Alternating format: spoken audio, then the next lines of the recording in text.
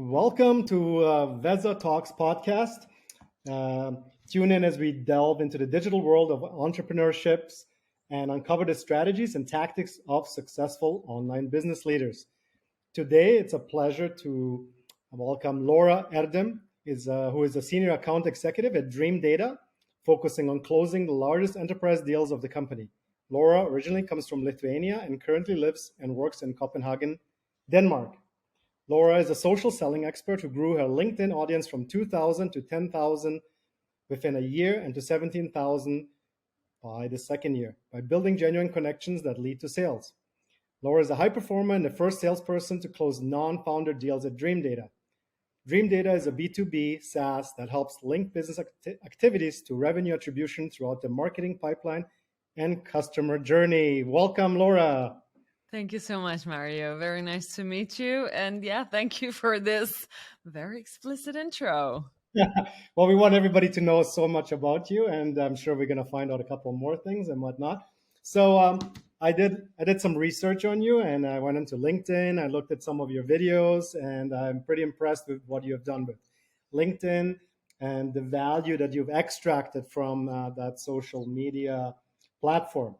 So one of the things that I was really curious about and that I heard, but our listeners haven't, is the big magic, once in a lifetime LinkedIn post that you put up. And would you be so kind to tell our audience about the success post and what happened and how it developed and it kind of kick-started you into this, amazing LinkedIn journey. So we would really love to hear about that.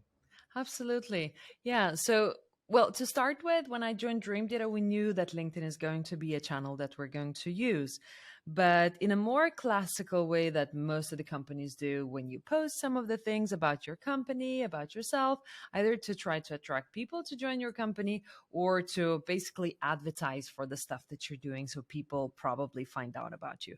But what happened with that kind of at that time, it felt like a very big post that has happened that I started the whole journey for us to focus much more on LinkedIn was that I shared a journey of a client that I've closed. One of the first clients that I've closed at DreamData, which is a nice story in itself already. I've shared a screenshot of DreamData of the full deal attribution on LinkedIn. And what happened basically was that an influencer on LinkedIn with a lot of followers commented on it with a message in the realms of attribution doesn't work. And it really confused me at the beginning. It's like, okay, I'm selling attribution. He's commenting on about that. And it's like, oh, I go back to my CMO. Say, Stefan, should we take this off? It's like, wait. We don't. Now we're going to ride on the wave of his followers because this is where the magic actually happens. While you're posting, if you're posting and relating with the influencers that are in the market, in selling and talking with the same ideal customer profiles as you are, that could amplify your work a lot. And that's what happened. After that post, well, his comment got more likes than my full post. But after that post, we got top amount of visitors on our website throughout the whole DreamData journey. The maximum amount of marketing qualified leads that week, even comparing with the time when we announced our funding and stuff like that. So from there, we figured out, okay, we better use this properly because it feels like it is a medium we want to work on at DreamData to get more clients. Awesome. That's amazing. That's a great story, and I love stories. And it's really cool to hear how a post can catapult a company into fresh leads, and that's really what we're trying to figure out as well. Generally speaking, B2B content is kind of boring. Everybody's trying to figure out how to make it easy and fun and everything, right? How do you approach this challenge and create engagement? I know that you're on LinkedIn. Obviously, you want to try to be professional.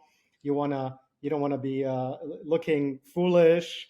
And so where is that line that you draw between, how much you reveal about yourself versus being professional and trying to get leads, and at the same time not appear boring?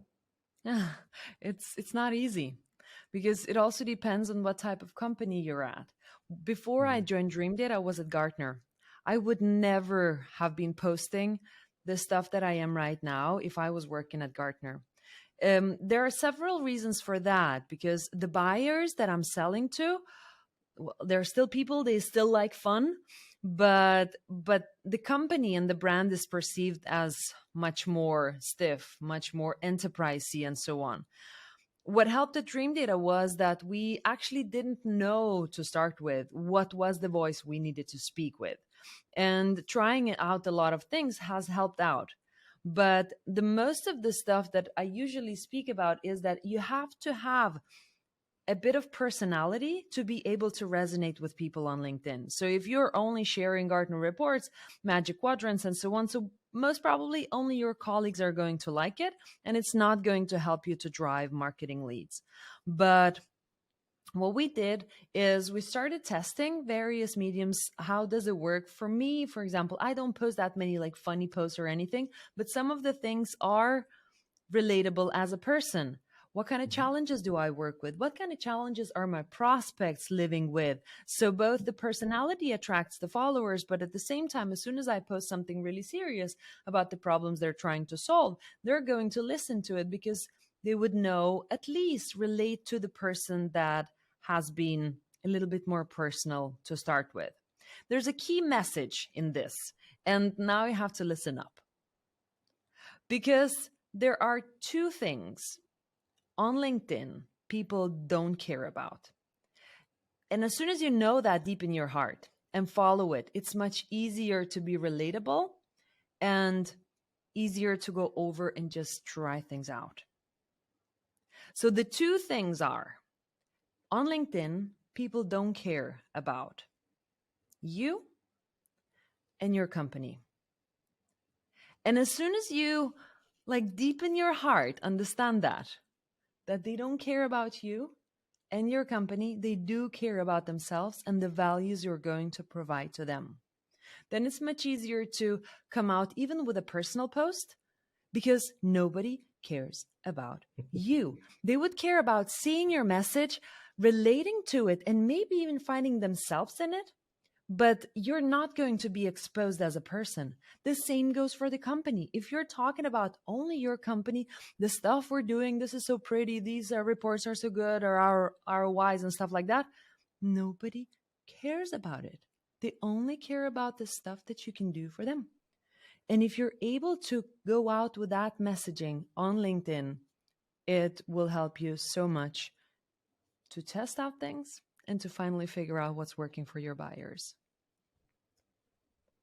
Awesome. That's amazing. I think that advice is super cool because most people, they're very self conscious about posting. They're self conscious about doing any videos.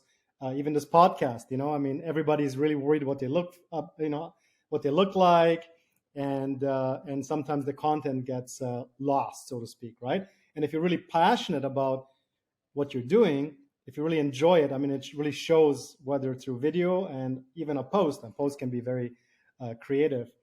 So I really like one of the things I heard you say, and that is that people don't follow companies, people follow people, right?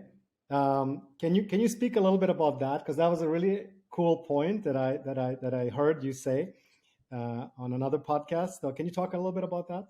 Of course. Yeah. So, well, companies are filled with people, and all of those people are totally different. They have a different voice that they are coming out on LinkedIn with. Company's voice is usually very different from what a person's voice in a company will be. And it could be that it's very likely that it's your company's voice of your page on LinkedIn is much more structured, much more ROI based, and so on, your customer stories. But the way people in your company are using their own voice to amplify company's voice is different. And that is what is going to attract your buyers to have interest into your company, because people's voices are going to amplify them. If I, let's say, think about some of those bigger startups, if we're thinking about metadata, or if I'm thinking about what else could we take as an example, Chili Piper, I would never think about the brand as a brand. When I think about Chili Piper, I think about their co founder. She's a woman, she has kids, and so on. I think about some of their marketing people. Some of them live in Brazil, some of them live in the US. I know this stuff about some of the people because they're more personal. And then I know about the brand as well, how cool the company is, because I've been reading some of those posts. So the company's brand is amplified through the personalities of your people. You're talking about Alina, right? Yes, I am. She's fantastic. Awesome. That's great. So that's an amazing point. And now, as a company, C-level executive, let's say, or ownership or founder, how are you able to control, so to speak, the brand integrity, and how much leeway do you give employees to post on social media? In other words, you know, what direction or what directive do you, let's say, get from your leadership? Do they give you a carte blanche, or is it just you know they know you, or or is it just a certain amount of people that get that? So how does that work? I think a lot of uh, founders and C-level people are going to be watching this podcast, and they're probably going to be interested in that. Yeah, absolutely. So it starts from there. I think that founders should not be trying to stop the people to go out and be themselves. So if you're already starting to think we want to be on LinkedIn and we have to make sure that the brand guidelines are being followed, I think this is already a wrong direction. What you should be thinking about is that we want to be on LinkedIn, and how can I show the best example for what I want people to follow? This type of thinking would guide you both to being a thought leader, doing it yourself. This will start from you. Because if you would start asking people to post on LinkedIn and to have their own personal brands out there, they need to look at somebody, because very fast LinkedIn can start feeling like a social media platform. And why are we all building our personal brands there? Like, what's in it for the company? So when you are, as a founder, as a C-level person in the company, show yourself as an example, the ripples will show. So post it as you would like people to do that, show a little bit of personality or not, and empower people to do the same. What we do, there are a couple of things at DreamData that definitely empower people to have their voices on LinkedIn. We have a common Slack channel. Whenever somebody posts something on LinkedIn, we put that into that Slack channel. That helps on several layers, because everybody would see that, okay, a C-level person has posted on LinkedIn. So that means that it's fine that we are on LinkedIn as well. And at the same time, if that person hasn't posted on LinkedIn, watching the C-level person do it and say, okay, so maybe I have to do it because they're doing it too. So they will start following you, even though sometimes it might not feel very comfortable. And you have to verbally empower them. You have to speak about that it is an important channel for us, but also what's in it for you. How can you use your personal voice to not just bring more sales to our own company, but also to build your own career, meet new people. Next time you're going to, I don't know, Alabama, you possibly have so many people to reach out to because you have such a big network out there. So it's both social for your future career, and also you will become a better writer. So do it as you want them to do it, by showing your own example. That's awesome.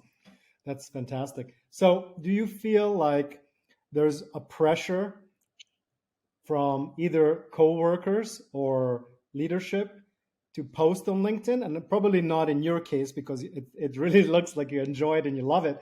But do you feel like some of your coworkers who are maybe more shy, or maybe they don't know what to post? Do you feel there's a pressure that comes with that kind of mentality, I suppose? It does. And be aware that not everybody's going to be active on LinkedIn. So for us, for example, we do speak actively about it, how important of a channel it is. And it's only the revenue generating team that is on LinkedIn, like actively on LinkedIn, sales, marketing, customer success. And not everybody from all of the teams are actively posting. They're aware that this is the channel that we want to work on, but we're also all aware that their personality doesn't really match to, like, oh, look at me, or like, look at all those posts. Maybe they want to do one post a month. That's fine. As soon as we're aligned, that's all right. Somebody likes to do it every single day. That's fine too. And as soon as we notice that some of the posts maybe do not really match the way we would like to be speaking about it, well, we're going to have a chat about that. Not the first time, not even the fifth time, but if that actually repeats, then we might take up a conversation about it, but in a very lightweight, so it doesn't even stop the person doing it. Maybe they're struggling. Maybe they Mhm. don't know how to do it, but we haven't captured it, haven't spoken about it one-on-one. So posting on LinkedIn is not for everybody. And I don't think companies should be pressuring each and every employee to do it, but an open conversation always helps. Right. Well, that's really good advice. I like that a lot. Tell us a little bit about your LinkedIn schedule, when you post, how much you post, uh, maybe even a little bit about you know how you go about the process. Is it spontaneous? Do you sit down on Sunday night and plan out the whole week? Tell us a little bit about that. I think people would love to know about that. Yeah, it's much less structured than anybody could think it was. So I post every day. And the reason for that is because it helps me to keep the consistency. I exercise every day, and I do the same with LinkedIn. I post every single day. And there are days that are much more difficult to figure out what to post about. Then there's semi-structured process around it. There are several things. Okay, so the way I plan my posts, there are posts that do gather followers for me, and that is talking about what we're talking about right now, social selling. Social selling, how we do it, and so on. As soon as I speak about that, I gather a lot of likes, a lot of comments, a lot of followers, especially from marketing and sales. And luckily, it is the ideal customer profile we're selling to. So that means that I'm gathering the followers from there. I gather zero business opportunities from there. I gather chats like this, but this is only amplifying the work that I'm doing and getting the followers. The next thing that I'm making sure to do is to post the stuff that is actually bringing us business. And that is talking about the problems that we're helping our clients to solve, showing screenshots of DreamData that people might be surprised over, that, oh, can I actually do this with attribution platform? And those Mhm. type of posts gather so little likes and so little comments that you might start thinking maybe this doesn't work. And it does. The trick of that is that this type of a process helps me get followers, and those followers actually follow the other posts that do not gather that many views, but they gather the right views. And as long as I am looking after the metrics, that are we hitting the right people, are we hitting the right locations, we're good. I don't need that fame of likes and comments and so on. It helps sometimes, but not that much. And in between of that, I do mix in some personal posts about being a woman, being a mother, being like a female in sales, stuff like that. That helps to Mhm. build on the personality too. And my Right. process of posting is very sporadic. I've got a notebook on my computer filled with notes that are not completely finished up posts of some ideas. I got it on a podcast, I got it on a book, I write it down. And on the days that are very spontaneous, sometimes I do post a spontaneous post. Sometimes it was something I picked up at a meeting, and you just create a quick post about that, or a quick video. On the days where it's hard, I go into the list of ideas, pick something from there. On the days when it's really, really hard, I either go to my colleagues' posts and copy paste them and change some stuff on them, or go on my old posts, figure out which of them performed pretty okay well, and repurpose it again. That's awesome. That's really interesting. I was just listening to Joe Rogan's latest episode with C.K. Lewis, and they were talking about how they create jokes. And Joe Rogan, basically sits in front of the computer every day and just writes. Versus C.K. Lewis writes one word and literally just goes off that word, and then he just starts thinking about different ideas. So it's kind of interesting how a stand-up comedian has somewhat of a parallel way of thinking about what they're creating, what they're going to be talking about, and people on social media as well, or LinkedIn as well. So it's fascinating, right? How I different like people that. use the creative process, right? That's awesome. So to go into a little bit of a different spin on LinkedIn. So I bet that you probably get approached by headhunters left, right, and center, probably every day or every a couple times a week, that kind of thing. So what would you say determines your happiness at a particular job? Is it money? Is it the perks? Is it the location? Is it the free food? What is it that keeps you around in a particular job? Because I imagine some founders are listening to this going, whoa, whoa, whoa, everybody's going to steal my good staff, right? I want Laura to work for me, right? So what is it that basically keeps you at a certain a company? Yeah, I think it's exactly the same as for everybody else. I mean, perks and location, it does matter to a limit, or like a parking spot besides your office or whatever that is. But I think for the most people and for myself, acknowledgement at your work that you're making a difference in the work that you're doing is what's driving me to stay at DreamData. And I'm crazy happy because I can see the growth of the company every time something good or even something not as good happens. We're speaking about that. That is being acknowledged, meaning that you don't feel an invisible person. No matter the size of the company, you want to feel that you're making at least a tiny bit of a difference for the target that we're going after. And as soon as there are some different things that are happening within your sales process, on LinkedIn, wherever, with the colleagues or whatever it is, the acknowledgement that you're getting is making you want to stay, because the change in the other company, you don't know what you're going to get. Well, you're going to get 5% more in salary and a better location closer to your work, to your home, or whatever it is. But that mental support and strength is something that is very important to have nailed well at each and every company. And that, yes, you will get approached a lot on LinkedIn. And those approaches are very general as well. It's like, oh, I see that you're doing so good on LinkedIn. Do you want to work as an AE over here? It's like, why should I? I mean, Yeah. why should I even consider? Because this is an amazing place. And there you start to become even more picky because you love the place you're at, that is empowering you so much that each and every outreach doesn't matter anymore. Right. No, that's amazing. That's something that a lot of entrepreneurs and founders they want to know about, that because a lot of times people don't tell them. And I know I started probably 10 different companies, and when I first started, I thought it was just about money, like, well, how much money do you want? And eventually I realized that not everything was about the money, and that's really important for people to know, right? So that's a really, really good point. Thank you so much for that.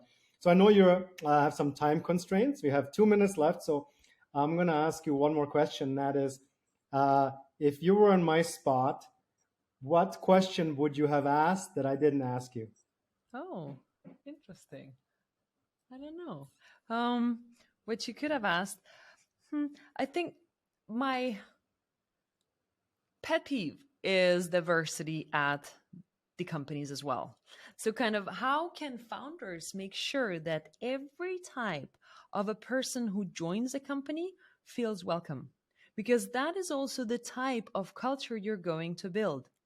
Meaning that if you're hiring, I don't know, handicapped people, you're hiring women or blacks or whatever, it does not matter, younger or older people. How can you make that culture in the company click that well that if we hired 10 more people of the same type, so to say, they would still be able to help the more diverse people to have that community feeling that I do belong. And even if I'm thinking in a different way, how can I be able to express that and not to feel different? And that is only done by having different opinions and being open for it. There are a lot of things that you can do to raise that, but making sure to hire more diverse personnel that does not look like yourself, does not sound like yourself, should not be something companies should be afraid of. And Right. I think that's very important. That's awesome. Thank you so much, Laura. That's fantastic. So give us your LinkedIn handle, and if you don't mind. My name is Laura Erdem. You can find me on LinkedIn and you can see my failures on TikTok if you prefer that as well. So, any questions or you would like to connect, find me on LinkedIn as Laura Awesome. Erdem. Thank you so much, Great. Mario. Thank you so much, Laura. Really appreciate it. Thanks. Bye.